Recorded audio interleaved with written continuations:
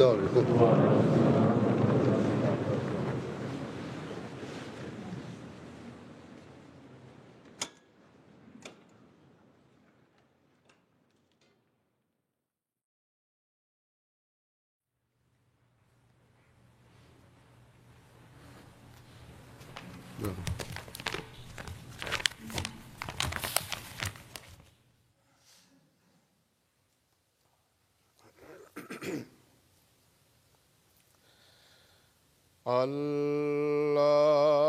الله أكبر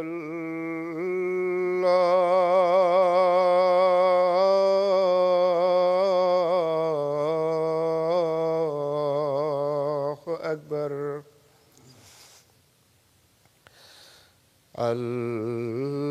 الله أكبر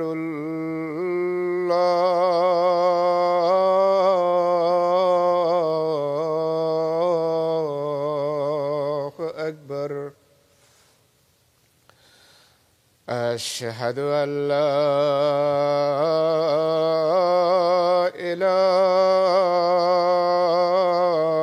إله إلا الله أشهد أن لا إله إلا الله أشهد أن محمدًا رسول الله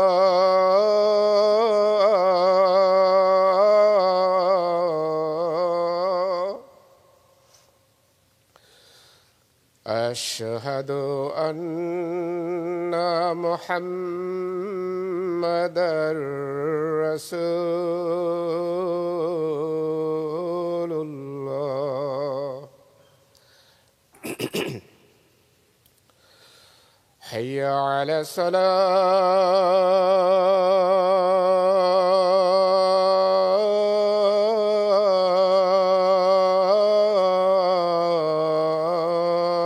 الصلاة حي على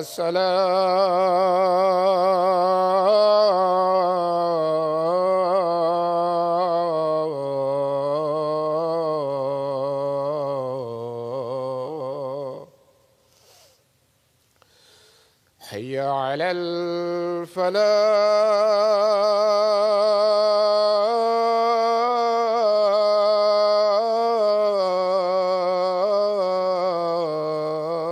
الفلاح حي على الفلاح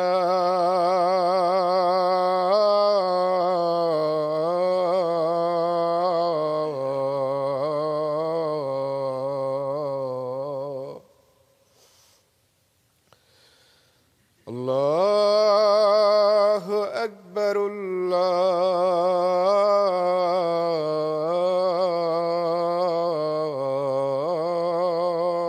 الله أكبر لا إله إلا الله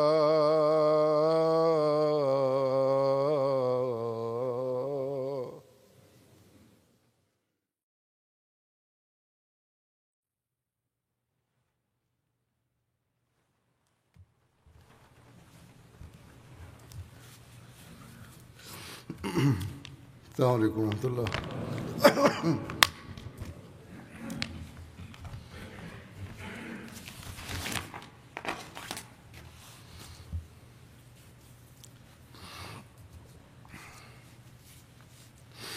أشهد أن لا إله إلا الله وحده لا شريك له وأشهد أن محمدًا عبده ورسوله أما بعد فأعوذ بالله من الشيطان الرجيم بسم الله الرحمن الرحيم الحمد لله رب العالمين الرحمن الرحيم مالك يوم الدين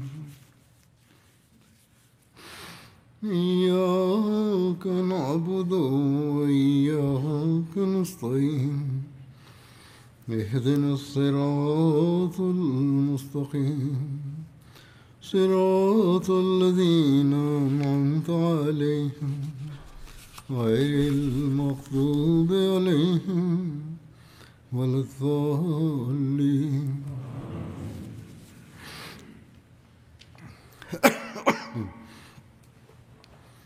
Sebelumnya, masih membahas sirat kehidupan Rasulullah Sallallahu Alaihi Wasallam terkait perang-perang atau ghazwah. Dalam hal ini, saat ini saya pun akan menyampaikan tentang ghazwah Hunain. Ghazwah ini terjadi pada bulan Syawal tahun ke-8 Hijriah. Mengapa disebut ghazwah Hunain? Karena Hunain adalah nama sebuah pemukiman antara Mekah dan Taif yang berjarak sekitar 26 km dari Mekah. Ghazwah ini terjadi di tempat tersebut sehingga disebut ghazwah Hunain. Suku besar yang terlibat di dalamnya adalah Hawazin, sehingga juga disebut ghazwah Hawazin. Sebagian menyebutnya juga ghazwah Autas, karena sebagian pasukan musuh melarikan diri dari Hunain ke lembah bernama Autas. Dan kaum muslimin mengejar ke sana lalu mengalahkan musuh, sehingga sebagian memberikan nama tersebut. Akan tetapi, kebanyakan penulis sejarah menyebutkan Sariyah Autas secara terpisah. Penyebutan ghazwah Hunain dalam Al-Quran adalah sebagai berikut. لقد نصركم الله في مواطن كثيرة ويوم حنين إذ أعجبتكم كثرتكم فلم تغن عنكم شيئا وضاقت عليكم الأرض بما رحبت ثم وليتم مدبرين ثم أنزل الله سكينته على رسوله وعلى المؤمنين وأنزل جنودا لم تروها وعذب الذين كفروا وذلك جزاء الكافرين ثم يتوب الله من بعد ذلك على من يشاء والله غفور رحيم. Sesungguhnya Allah telah menolongmu di banyak medan peperangan, dan khususnya pada hari Hunain, ketika banyaknya bilanganmu telah membuatmu takabur, akan tetapi itu tidak pernah memberikan manfaat kepadamu sedikitpun, dan bumi dengan keluasannya menjadi sempit bagimu. Kemudian kamu berbalik mundur. Kemudian Allah menurunkan ketentramannya kepada Rasul-Nya dan kepada orang-orang yang beriman, dan Dia menurunkan laskar-laskar yang kamu tidak melihatnya, dan Dia mengazab orang-orang yang kafir, dan itulah balasan bagi orang-orang kafir. Kemudian setelah itu Allah menerima tobat dari siapa yang Dia kehendaki, dan Allah Maha Pengampun, Maha Penyayang.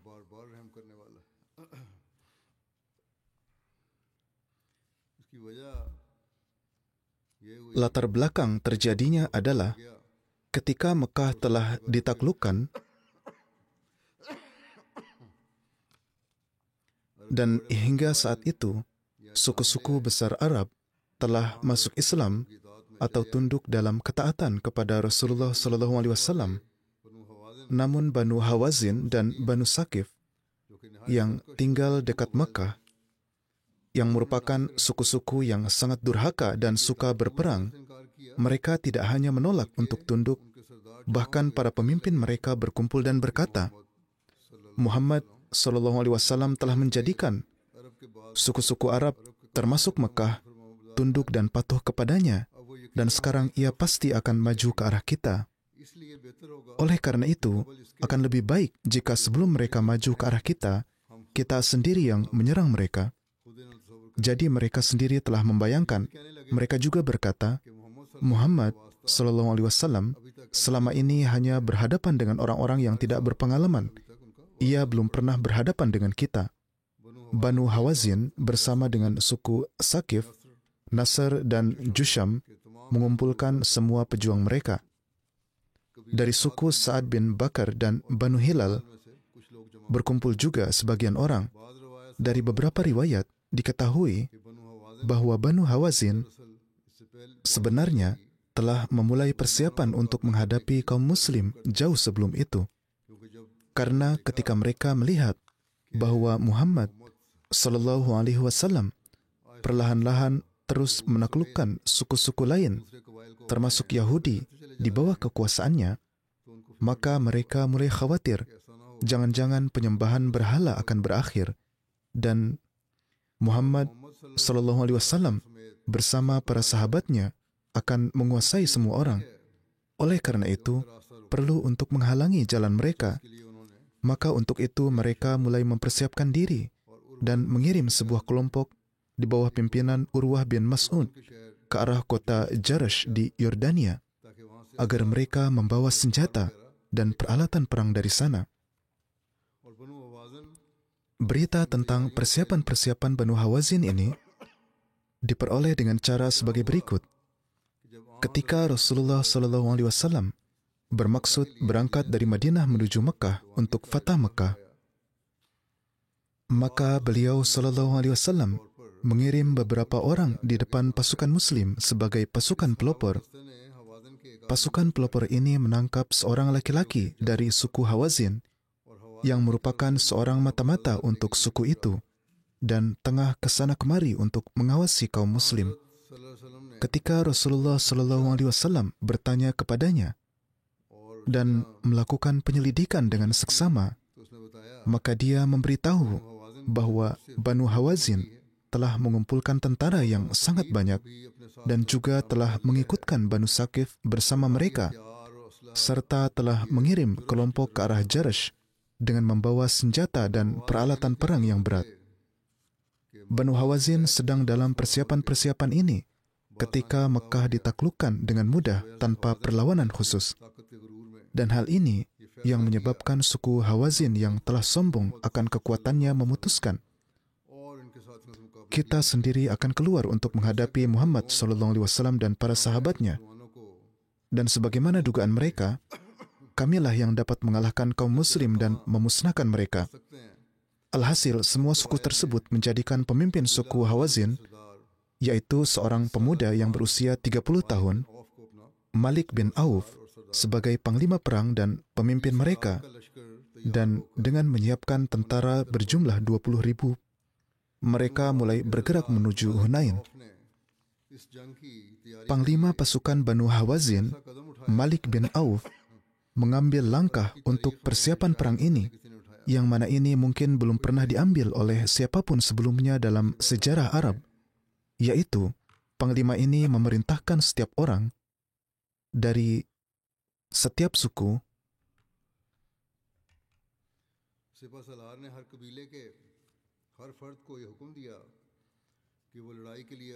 agar tidak keluar sendirian dari rumah mereka untuk berperang, melainkan membawa serta istri, anak-anak, bahkan hewan ternak mereka. Dan tujuan dari hal ini adalah agar setiap prajurit dalam pasukannya bertempur dengan segenap jiwa dan secara gagah berani. Dalam pikirannya akan tertanam bahwa tidak ada jalan untuk melarikan diri baginya, karena istri, anak-anak, dan hewan ternaknya semua bersamanya. Dalam perang ini juga disebutkan tentang seorang pemimpin tua, Duraid bin Shimmah, yang dicegah untuk berperang. Ia bersama Hawazin. Tertulis bahwa di Banu Jusham ada seorang laki-laki bernama Duraid bin Shimmah yang berusia lebih dari 100 tahun. Dia adalah orang tua yang penglihatannya telah hilang. Dia tidak memiliki kekuatan untuk berperang, tetapi berpengalaman dan sangat menguasai keahlian berperang. Pada suatu masa, dia terkenal karena keberanian dan kemahiran berkudanya. Mereka juga membawa dia bersama agar dapat memanfaatkan pengalaman dan keahliannya.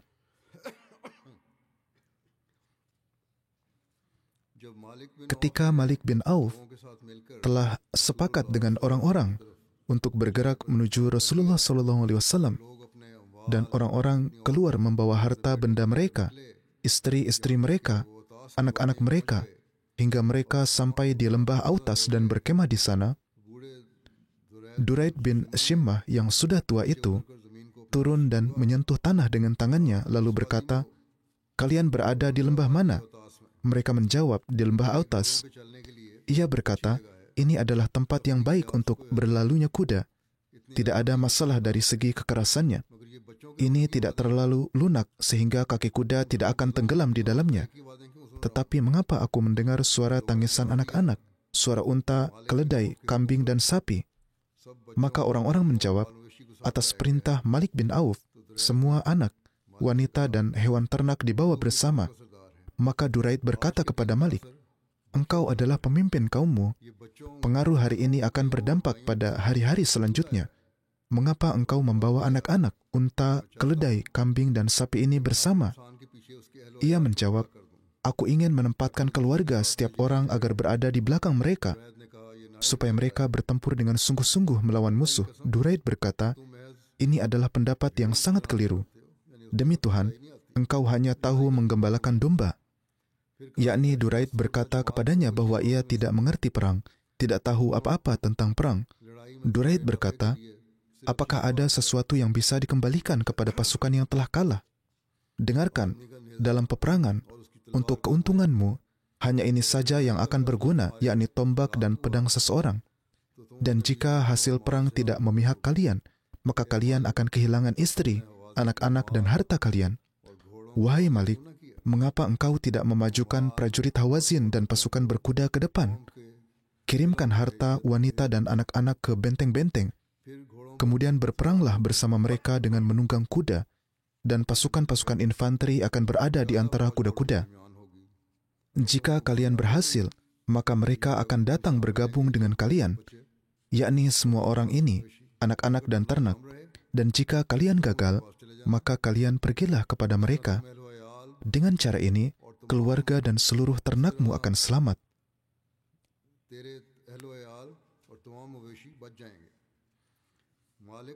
Malik bin Auf berkata, "Demi Allah, aku tidak akan melakukan hal itu dan tidak akan mengubah keputusanku.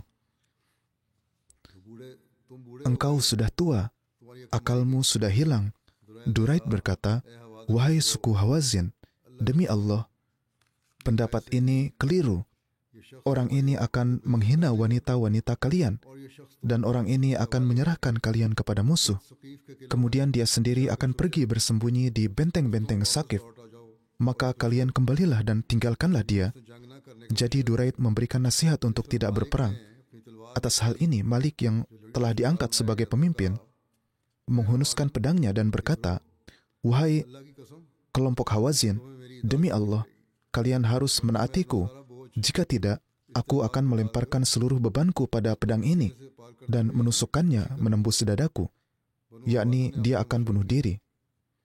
Banu Hawazin lantas bermusyawarah dan berkata, "Demi Allah, jika kita tidak menaati Malik, maka dia akan membunuh dirinya sendiri, padahal dia masih muda, usianya sekitar 30 tahun.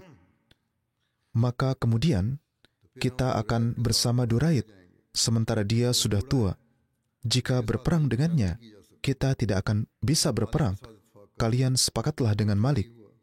Alhasil, demikianlah yang terjadi. Malik bertanya kepada Duraid,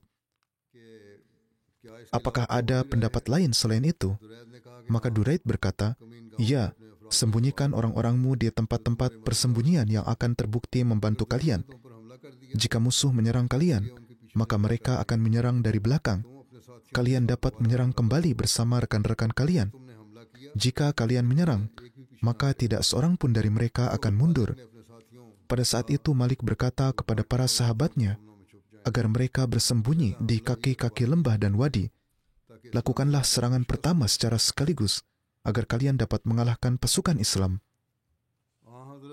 Rasulullah SAW juga mendapat kabar tentang persiapan Banu Hawazin yang rinciannya adalah sebagai berikut.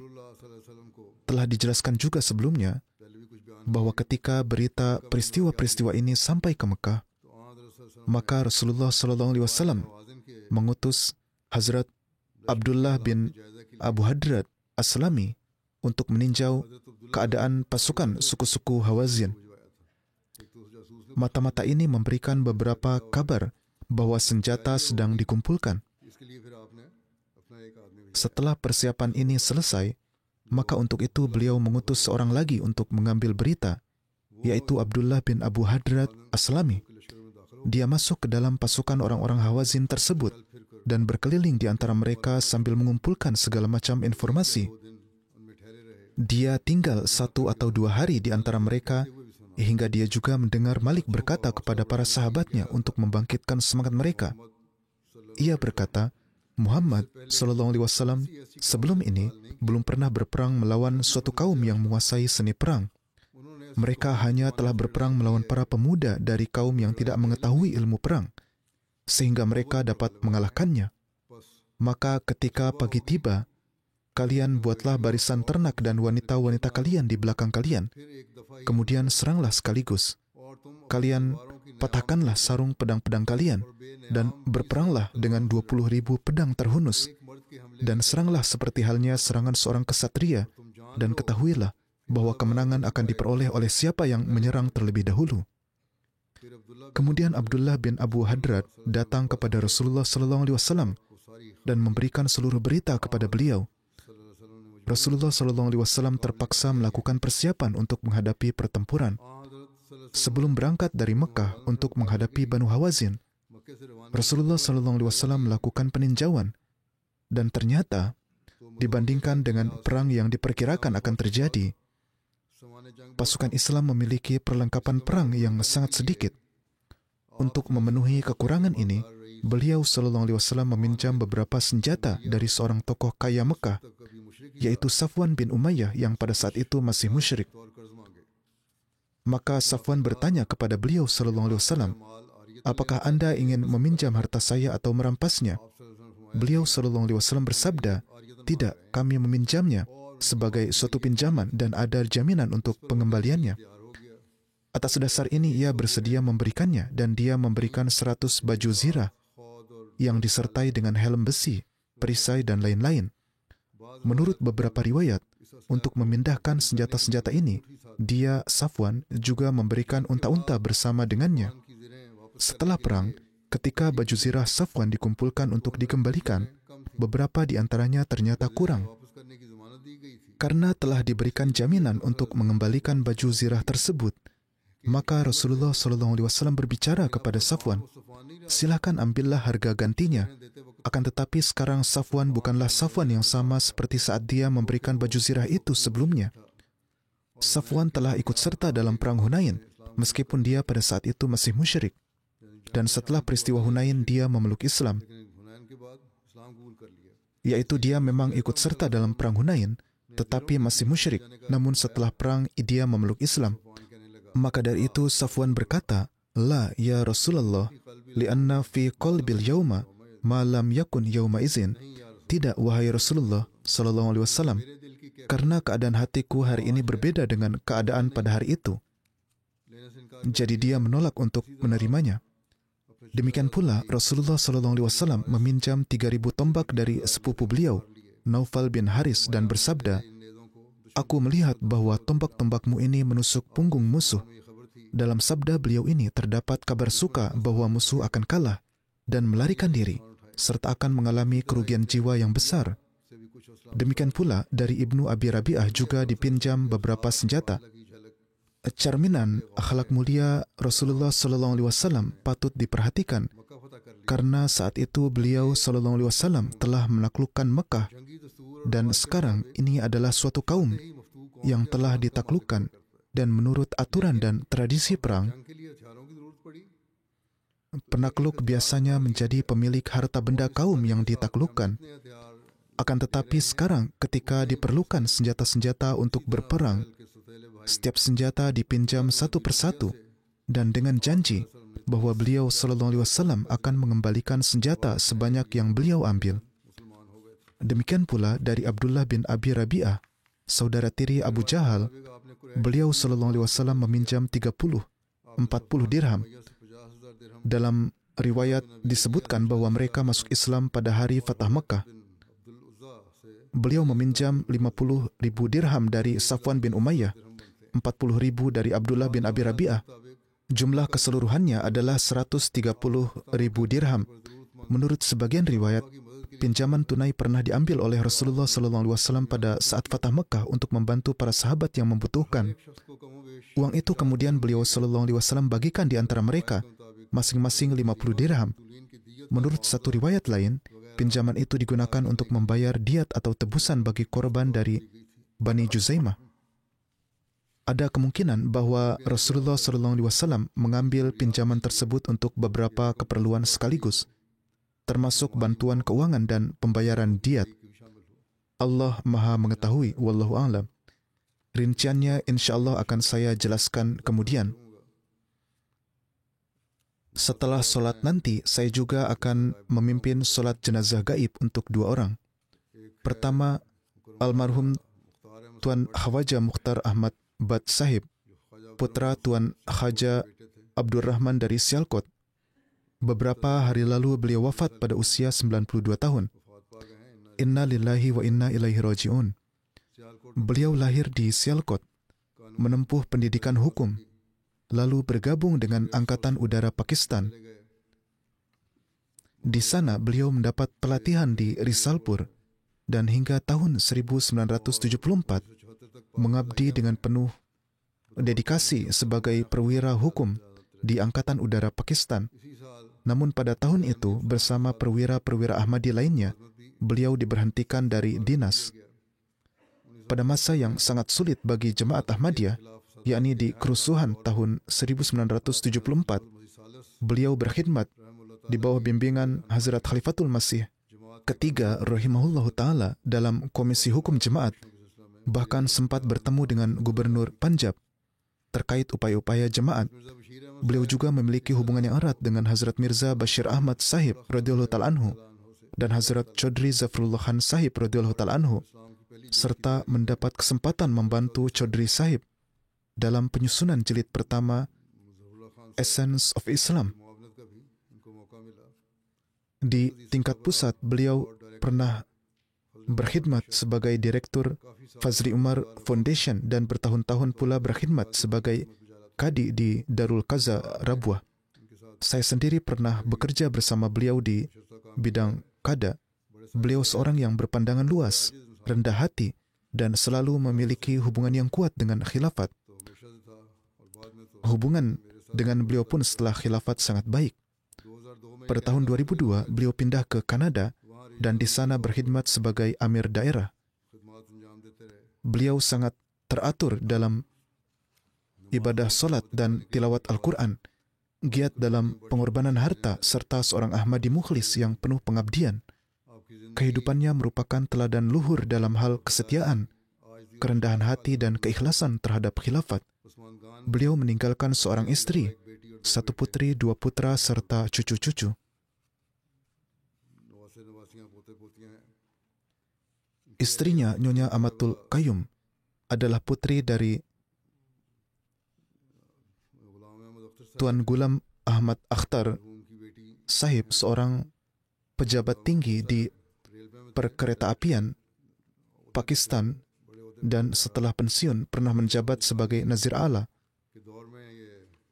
Pada masa Hazrat Khalifatul Masih Sani radhiyallahu ta'ala anhu, juga pernah bertugas dalam pengamanan di panggung saat Hazrat Khalifatul Masih Sani menyampaikan khutbah dan pidato.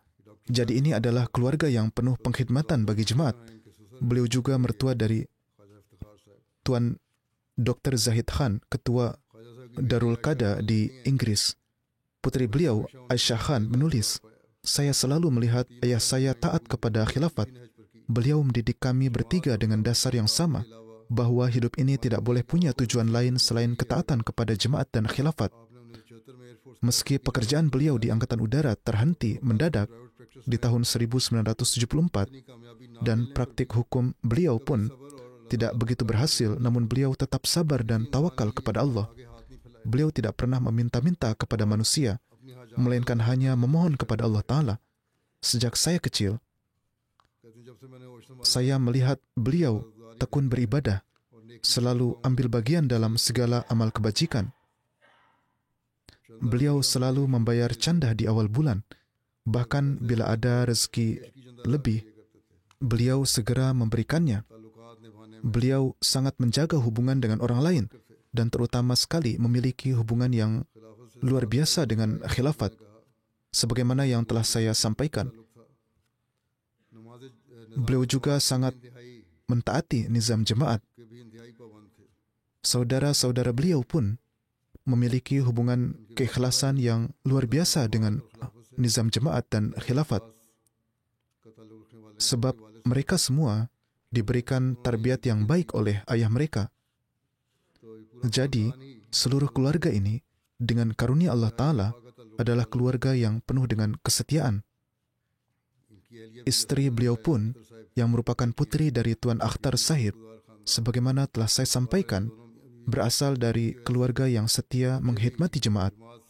Karena tarbiyat pasangan suami istri ini, anak-anak mereka pun tumbuh menjadi orang-orang yang ikhlas dan penuh pengkhidmatan. Semoga Allah Ta'ala memberi taufik kepada anak keturunannya untuk melanjutkan amal kebajikan beliau dan melimpahkan maghfirat dan rahmatnya kepada beliau. Jenazah kedua adalah almarhumah Nyonya Saidah Begum Sahibah, istri Tuan Nazir Ahmad Sahib dari India. Beliau wafat beberapa hari lalu di usia 75 tahun. Inna lillahi wa inna ilaihi raji'un. Dengan karunia Allah, beliau seorang musia. Beliau meninggalkan suami, 3 putri dan 4 putra. Beliau adalah ibu dari Tuan Tahir Ahmad Tariq Sahib, Naib Nazir Islaho Irsad Kadian. Saat wafatnya sang ibu, beliau sedang ada di Jalsa Inggris sebagai wakil dari jemaat, sehingga tidak sempat hadir di pemakaman.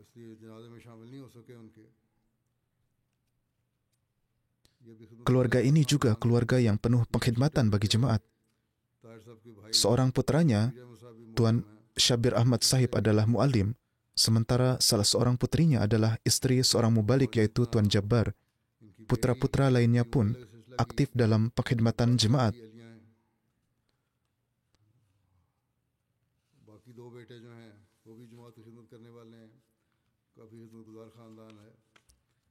Semoga Allah Ta'ala menurunkan maghfirat kepada beliau.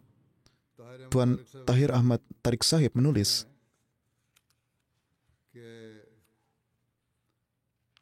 beliau telah menderita sakit pernapasan selama 25 tahun terakhir. Namun beliau menjalani masa sakit itu dengan kesabaran dan keteguhan, tanpa pernah mengeluh. Beliau berasal dari Charkot, Rajouri, Jammu Kashmir. Ahmadiyah masuk dalam keluarga ini melalui Hazrat Qazi Muhammad Akbar Batti Sahib, sahabat Hazrat Masih Maud alaihissalam. Sejak itu Ahmadiyah menyebar di keluarga beliau. Beliau sangat saleh, dawam solat dan puasa. Meski berpendidikan sederhana, namun ketika kami di usia kanak-kanak, di sore hari beliau biasa mengajarkan kepada kami doa-doa Al-Quran, syair-syair Hazrat Masih Maud alaihissalam, hadis serta kisah para nabi. Beliau memiliki sifat yang sangat halus, ramah, penuh kasih sayang kepada kerabat. Kecintaan beliau kepada khilafat dan nizam jemaat sangat besar. Beliau dengan penuh kerelaan mewakafkan kami dan selalu menasihati kami untuk memenuhi wakaf kami. Setiap hari beliau mempersiapkan anak-anaknya untuk berangkat mempelajari Al-Quran. Demikian pula beliau memberikan perhatian pada pendidikan, yaitu pendidikan sekolah, hingga semua anak-anaknya berhasil menempuh pendidikan yang baik. Semoga Allah Ta'ala melimpahkan ampunan dan rahmatnya kepada almarhumah.